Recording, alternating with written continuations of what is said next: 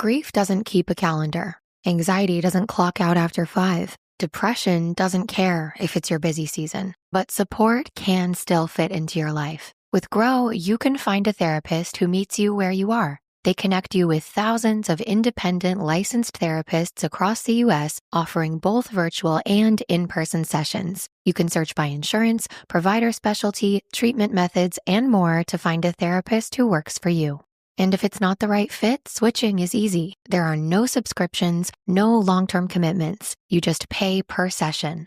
Find therapy on your time.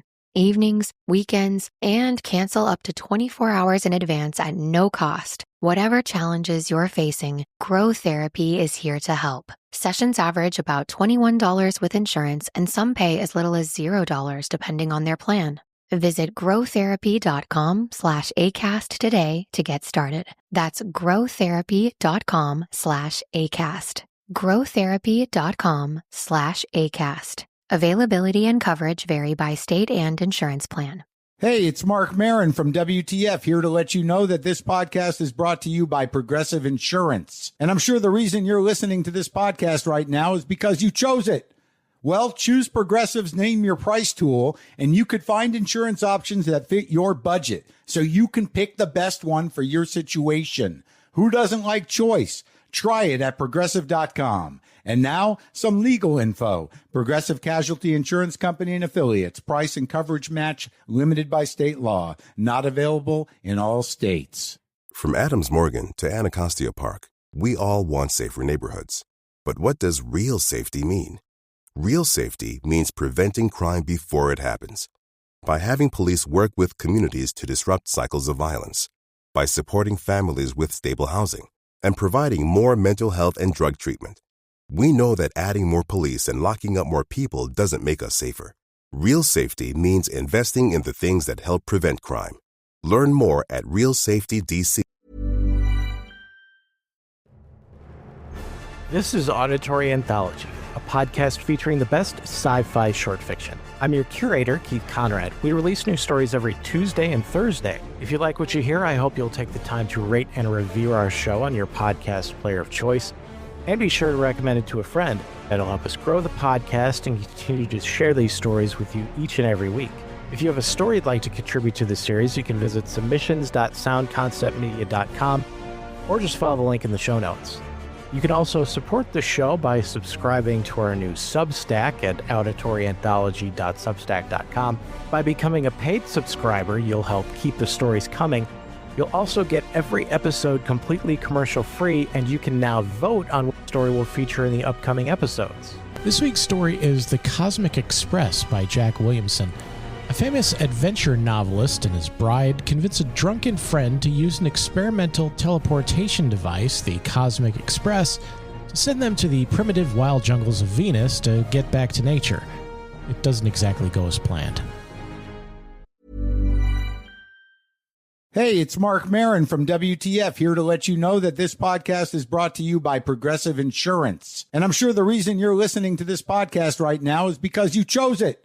Well, choose Progressive's Name Your Price tool, and you could find insurance options that fit your budget, so you can pick the best one for your situation. Who doesn't like choice? Try it at Progressive.com. And now, some legal info. Progressive Casualty Insurance Company and Affiliates. Price and coverage match limited by state law. Not available in all states. Grief doesn't keep a calendar.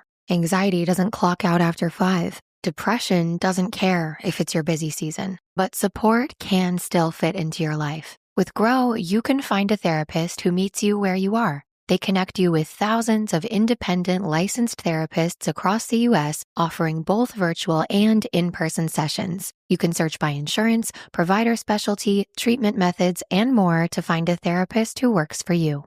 And if it's not the right fit, switching is easy. There are no subscriptions, no long-term commitments. You just pay per session. Find therapy on your time. Evenings, weekends, and cancel up to 24 hours in advance at no cost. Whatever challenges you're facing, Grow Therapy is here to help. Sessions average about $21 with insurance, and some pay as little as $0 depending on their plan. Visit growtherapy.com/ACAST today to get started. That's growtherapy.com/ACAST. growtherapy.com/ACAST. Availability and coverage vary by state and insurance plan.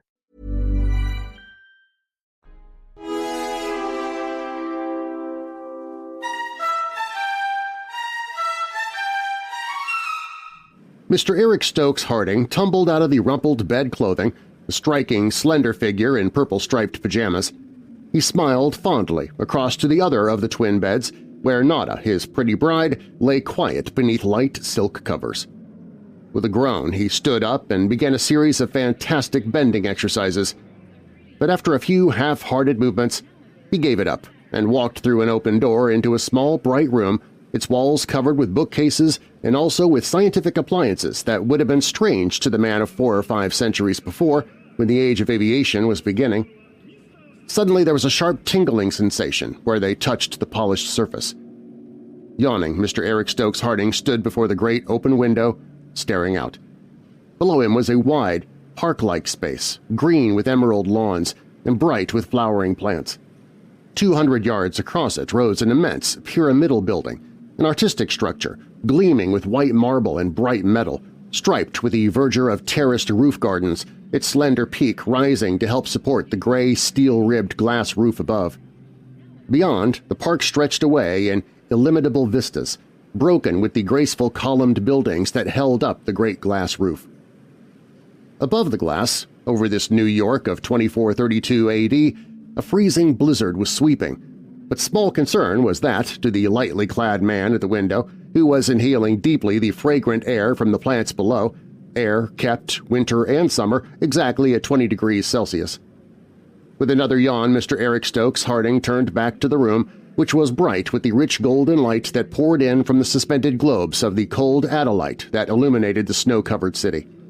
With a distasteful grimace, he seated himself before a broad, paper-littered desk, sat a few minutes leaning back with his hands clasped behind his head. At last he straightened reluctantly, slid a small typewriter out of its drawer, and began pecking at it impatiently. For Mr. Eric Stokes Harding was an author. There was a whole shelf of his books on the wall, in bright jackets, red and blue and green, that brought a thrill of pleasure to the young novelist's heart when he looked up from his clattering machine. He wrote thrilling action romances, as his enthusiastic publishers and television directors said, of ages past, where men were men, red-blooded heroes responding vigorously to the stirring passions of primordial life. He was impartial as to the source of his thrills, provided they were distant enough from modern civilization. His hero was likely to be an ape-man roaring through the jungle with a bloody rock in one hand and a beautiful girl in the other, or a cowboy, hard-riding, hard-shooting, the vanishing hero of the ancient ranches, or a man marooned with a lovely woman on a desert South Sea island. His heroes were invariably strong, fearless, resourceful fellows who could handle a club on equal terms with a caveman or call science to aid them in defending a beautiful mate from the terrors of a desolate wilderness. And 100 million read Eric's novels and watched the dramatization of them on the television screens. They thrilled at the simple, romantic lives his heroes led, paid him handsome royalties, and subconsciously shared his opinion that civilization had taken all the best from the life of man. Eric had settled down to the artistic satisfaction of describing the sensuous delight of his hero in the roasted marrow bones of a dead mammoth when the pretty woman in the other room stirred and presently came tripping into the study, gay and vivacious and, as her husband of a few months most justly thought, altogether beautiful in a bright silk dressing-gown. Recklessly, he slammed the machine back into its place and resolved to forget that his next red-blooded action thriller was due in the publisher's office at the end of the month. He sprang up to kiss his wife, held her, embraced for a long, happy moment, and then they went hand in hand to the side of the room and punched a series of buttons on a panel, a simple way of ordering breakfast sent up the automatic shaft from the kitchens below. Nada Stokes Harding was also an author. She wrote poems, back-to-nature stuff, simple lyrics of the sea, of sunsets, of bird songs, of bright flowers and warm winds, of thrilling communion with nature and growing things. Men read her poems and called her a genius, even though the whole world had grown up into a city. The birds were extinct. There were no wildflowers, and no one had time to bother about sunsets. "Eric, darling," she said, "isn't it terrible to be cooped up here in this little flat, away from the things we both love?" "Yes, dear. Civilization has ruined the world. If we could only have lived 1,000 years ago, when life was simple and natural, when men hunted and killed their meat instead of drinking synthetic stuff, when men still had the joys of conflict instead of living under glass, like hothouse flowers. If we could only go somewhere. There isn't anywhere to go. I write about the West, Africa, South Sea Islands, but they were all filled up 200 years ago. Pleasure resorts, sanatoriums, cities, factories. If we only lived on Venus. I was listening to a lecture on the television last night. The speaker said that the planet Venus is younger than the Earth, that it's not cooled so much. It has a thick, cloudy atmosphere and low, rainy forests. There's simple, elemental life there, like Earth had been before civilization ruined it. Yes, Kingsley, with his new infrared ray telescope that penetrates the cloud layers of the planet, proved that Venus rotates in about the same period as Earth, and it must be much like Earth was 1,000,000 years ago. Eric, I wonder if we could go there. It would be so thrilling to begin life like the characters in your stories, to get away from this hateful civilization and live natural lives. Maybe a rocket— The young author's eyes were glowing. He skipped across the floor, seized Nada, kissed her ecstatically. "Splendid! Think of hunting in the virgin forest and bringing the game home to you. But I'm afraid there is no way. Oh, wait! The Cosmic Express!" "The Cosmic Express?" "A new invention, just perfected a few weeks ago, I understand, by Ludwig von der Waals, the German physicist." "I've quit bothering about science. It's ruined nature, filled the world with silly, artificial people doing silly, artificial things." "But this is quite remarkable, dear. A new way to travel, by ether." "By ether?" "Yes. You know, of course, that energy and matter are interchangeable terms. Both are simply etheric vibration of different sorts." "Of course. That's elementary." She smiled proudly. "I can give you examples, even of the change. The disintegration of the radium atom, making helium and lead and energy, and Millikan's old proof that his cosmic ray is generated when particles of electricity are united to form an atom." "Fine. I thought you said you weren't a scientist." He glowed with pride. "But the method in the new Cosmic Express is simply to convert the matter to be carried into power, send it out as a radiant beam, and focus the beam to convert it back into atoms at the destination." "But the amount of energy must be terrific." "It is. You know short waves carry more energy than long ones. The express ray is an electromagnetic vibration of frequency far higher than that of even the cosmic ray, and correspondingly more powerful and more penetrating." The girl frowned, running slim fingers through golden-brown hair. "But I don't see how they get any recognizable object, not even how they get the radiation turned back into matter." "The beam is focused, just like the light that passes through a camera lens. The photographic lens, using light rays, picks up a picture and reproduces it again on the plate, just the same as the express ray picks up an object and sets it down on the other side of the world. An analogy from television might help. You know that by means of the scanning disk, the picture is transformed into mere rapid fluctuations in the brightness of a beam of light. In a parallel manner, the focal plane of the express ray moves slowly through the object, progressively, dissolving layers of the thickness of a single atom which are accurately reproduced at the other focus of the instrument, which might be in Venus. But the analogy of the lens is the better of the two, for no receiving instrument is required, as in television. The object is built up of an infinite series of plane layers at the focus of the ray, no matter where that may be. Such a thing would be impossible with a radio apparatus because even with the best beam transmission, all but a tiny fraction of the power is lost, and power is required to rebuild the atoms. Do you understand, dear?" "Not altogether, but I should worry. Here comes breakfast. Let me butter your toast." A bell had rung at the shaft. She ran to it and returned with a great silver tray, laden with dainty dishes which she set on a little side table. They sat down opposite each other and ate, getting as much satisfaction from contemplation of each other's faces as from the excellent food. When they had finished, she carried the tray to the shaft, slid it into a slot, and touched a button, thus disposing of the culinary cares of the morning. She ran back to Eric, who was once more staring distastefully at his typewriter. "Oh, darling, I'm thrilled to death about the Cosmic Express. If we could go to Venus, to a new life on a new world, and get away from all this hateful, conventional society—" "We can go to their office. It's only 5 minutes. The chap that operates the machine for the company is a pal of mine. He's not supposed to take passengers except between the offices they have scattered about the world, but I know his weak point." Eric laughed, fumbled with a hidden spring under his desk. A small, polished object, gleaming silvery, slid down into his hand. Old friendship plus this would make him like spinach. 5 minutes later, Mr. Eric Stokes Harding and his pretty wife were in street clothes, light silk tunics of loose flowering lines, little clothing being required in the artificially warmed city. They entered an elevator and dropped 30 stories to the ground floor of the great building. There they entered a cylindrical car with rows of seats down the sides, not greatly different from an ancient subway car, except that it was airtight and was hurled by magnetic attraction and repulsion through a tube exhausted of air, at a speed that would have made an old subway rider gasp with amazement.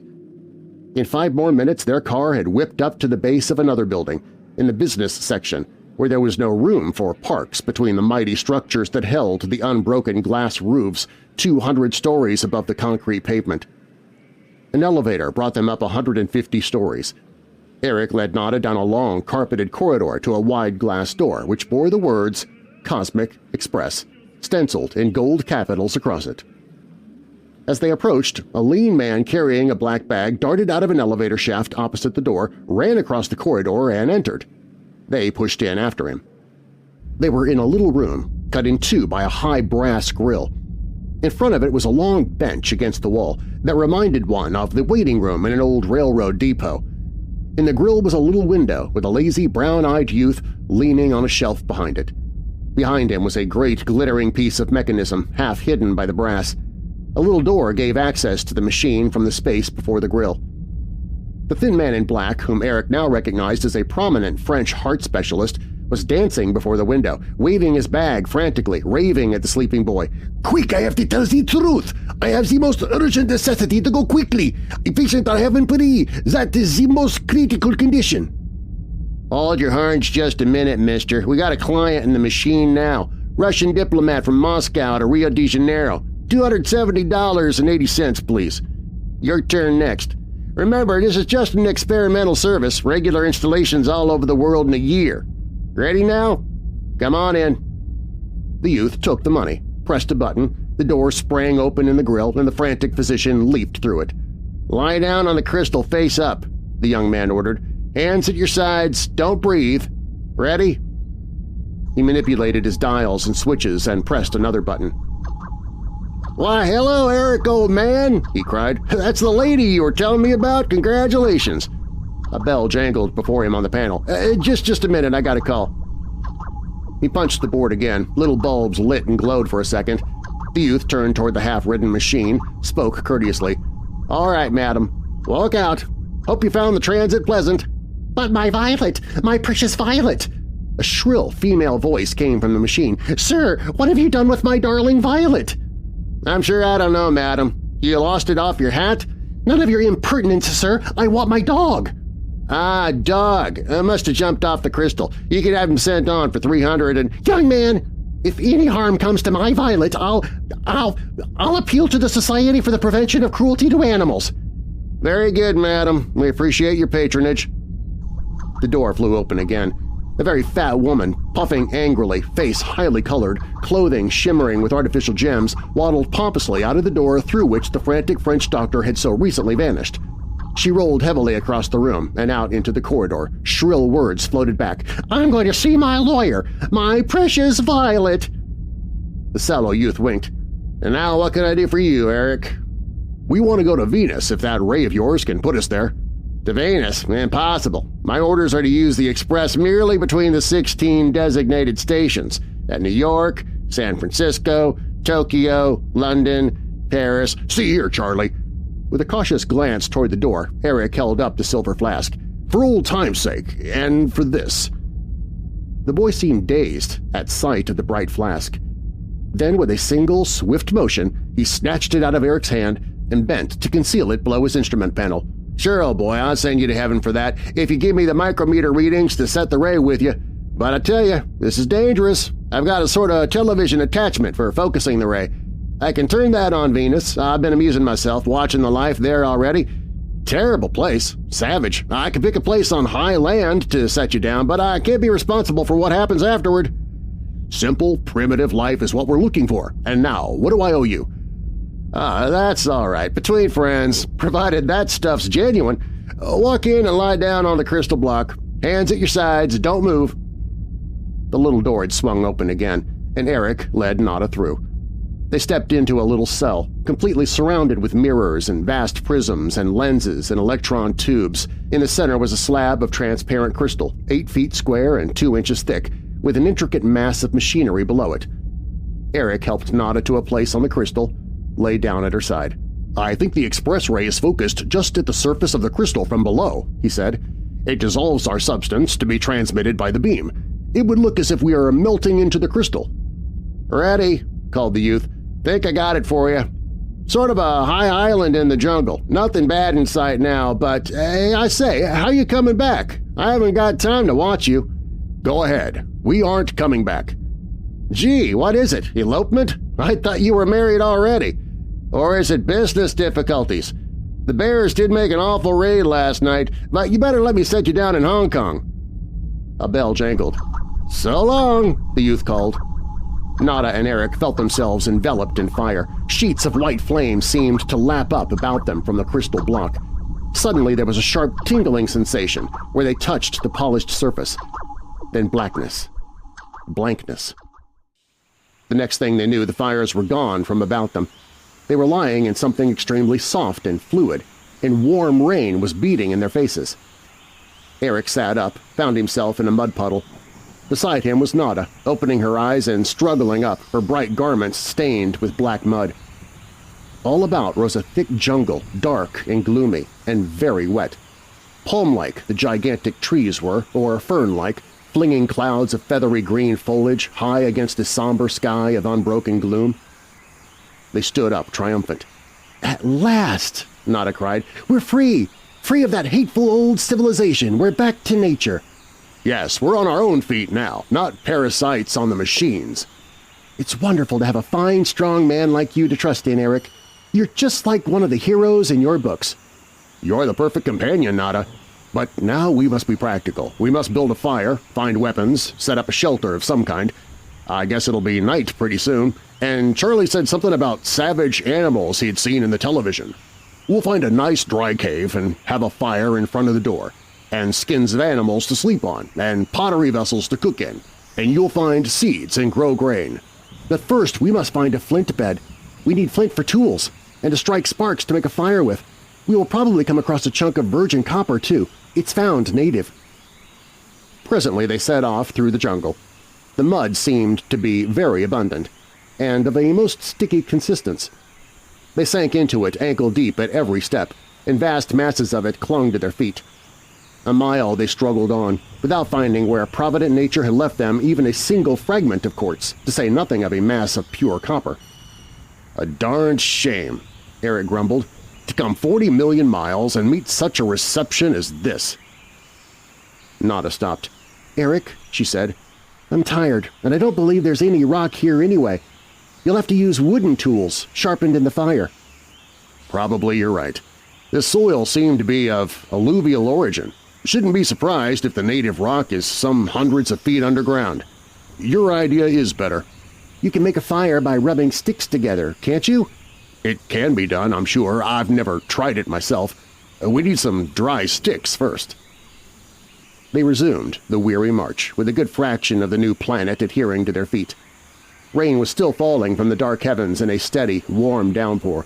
Dry wood seemed scarce as the proverbial hen's teeth. "You didn't bring any matches, dear?" "Matches? Of course not. We're going back to nature." "I hope we get a fire pretty soon." "If dry wood were gold dust, we couldn't buy a hot dog." "Eric, that reminds me. I'm hungry." He confessed to a few pangs of his own. They turned their attention to looking for banana trees and coconut palms, but they did not seem to abound in the Venerian jungle. Even small animals that might have been slain with a broken branch had contrary ideas about the matter. At last, from sheer weariness, they stopped and gathered branches to make a sloping shelter by a vast fallen tree trunk. "This will keep us out of the rain, maybe," Eric said hopefully, "and tomorrow, when it has quit raining, I'm sure we'll do better." They crept in as gloomy night fell without. They lay in each other's arms, the body warmth oddly comforting. Nada cried a little. "Buck up," Eric advised her. "We're back to nature, where we've always wanted to be." With the darkness, the temperature fell somewhat, and a high wind rose, whipping cold rain into the little shelter and threatening to demolish it. Swarms of mosquito-like insects, seemingly not inconvenienced in the least by the inclement elements, swarmed about them in clouds. Then came a sound from the dismal, stormy night, a hoarse, bellowing roar, raucous, terrifying. Nada clung against Eric. "What is it, dear?" she chattered. "Must be a reptile, dinosaur, or something of the sort.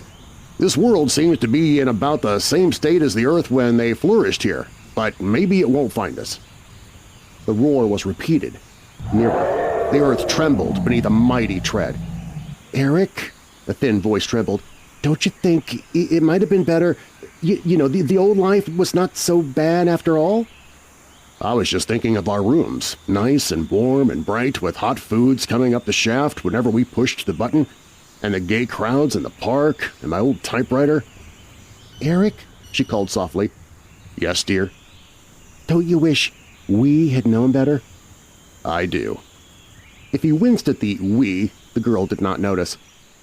The roaring outside was closer, and suddenly it was answered by another raucous bellow, at considerable distance, that echoed strangely through the forest.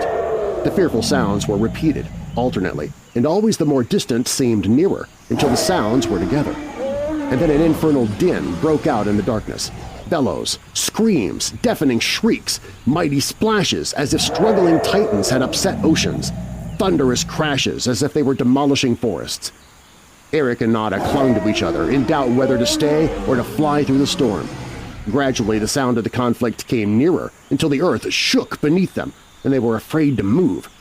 Suddenly the great fallen tree against which they had erected the flimsy shelter was rolled back, evidently by a chance blow from the invisible monsters. The pitiful roof collapsed on the bedraggled humans. Nada burst into tears. "Oh, if only, if only—" Suddenly flame lapped up about them, the same white fire that they'd seen as they lay on the crystal block. Dizziness, insensibility overcame them. A few moments later they were lying on the transparent table in the Cosmic Express office, with all those great mirrors and prisms and lenses about them. A bustling, red-faced official appeared through the door in the grill, fairly bubbling apologies. So sorry, an accident, inconceivable. I can't see how we got it. We got you back as soon as we could find a focus. I sincerely hope you've not been injured." What? "Why, I happened in, found our operator drunk. I've no idea where he got the stuff. He muttered something about Venus. I consulted the auto register and found 2 more passengers registered here that had been recorded at our other stations. I looked up the duplicate beam coordinates and found that it'd been set on Venus. I got men on the television at once, and we happened to find you. I can't imagine how it happened. I've had the fellow locked up, and the dry laws are on the job. I hope you won't hold us for excessive damages." "No, I ask nothing except that you don't press charges against the boy. I don't want him to suffer for it in any way. My wife and I will be perfectly satisfied to get back to our apartment." "I don't wonder. You look like you've been through I don't know what, but I'll have you there in 5 minutes in my private car." Mr. Eric Stokes Harding, noted author of Primitive Life and Love, ate a hearty meal with his pretty spouse, after they had washed off the grime of another planet. He spent the next 12 hours in bed. At the end of the month he delivered his promised story to his publishers, a thrilling tale of a man marooned on Venus with a beautiful girl. The hero made stone tools, erected a dwelling for himself and his mate, hunted food for her, defended her from the mammoth saurian monsters of the Venerian jungles. The book was a huge success.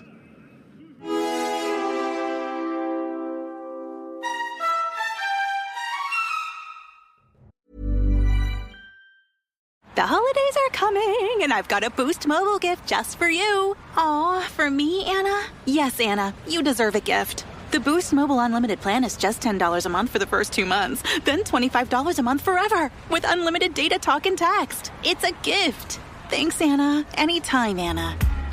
The holidays are here, and the best gift is for you. Offer valid at boostmobile.com. After your first 2 months, you'll pay $25 a month unless you go online or call to cancel. Requires autopay. Grief doesn't keep a calendar. Anxiety doesn't clock out after 5. Depression doesn't care if it's your busy season. But support can still fit into your life. With Grow, you can find a therapist who meets you where you are. They connect you with thousands of independent licensed therapists across the U.S., offering both virtual and in-person sessions. You can search by insurance, provider specialty, treatment methods, and more to find a therapist who works for you. And if it's not the right fit, switching is easy. There are no subscriptions, no long-term commitments. You just pay per session. Find therapy on your time.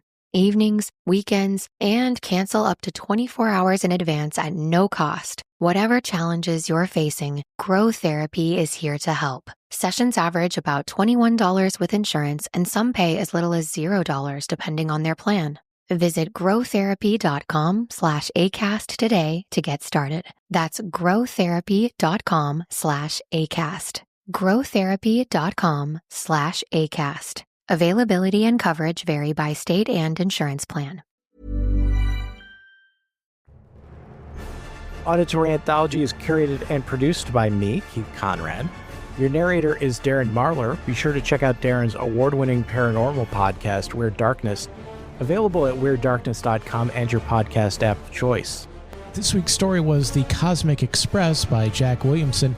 It was originally published in Amazing Stories in December of 1961. Coming up on Tuesday, we'll have our spooky sci-fi series, Tales from the Blue Line. The next story in our classic sci-fi series on Thursday will be Escape from Pluto by William Oberfield. An exiled Martian dictator who has been banished to frozen Pluto, it's not even a planet, finds an escape ship from the mysterious native inhabitants, only to discover too late it has a fatal design flaw. The ship's made of mercury and it's going to melt in the heat of the sun.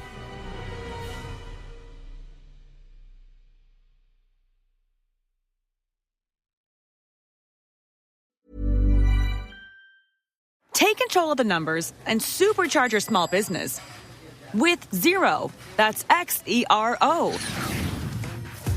With our easy-to-use accounting software with automation and reporting features, you'll spend less time on manual tasks and more time understanding how your business is doing. 87% of surveyed U.S. customers agree Xero helps improve financial visibility. Search Xero with an X or visit Xero.com/ACAST to start your 30-day free trial. Conditions apply.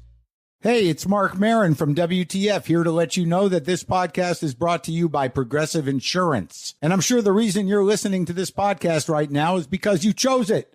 Well, choose Progressive's Name Your Price tool, and you could find insurance options that fit your budget, so you can pick the best one for your situation. Who doesn't like choice? Try it at Progressive.com. And now, some legal info. Progressive Casualty Insurance Company and Affiliates. Price and coverage match limited by state law. Not available in all states. The McDonald's snack wrap is back. You brought it back. Ranch snack wrap. Spicy snack wrap. You broke the internet for a snack. Snack wrap is back. Ba-da-ba-ba-ba.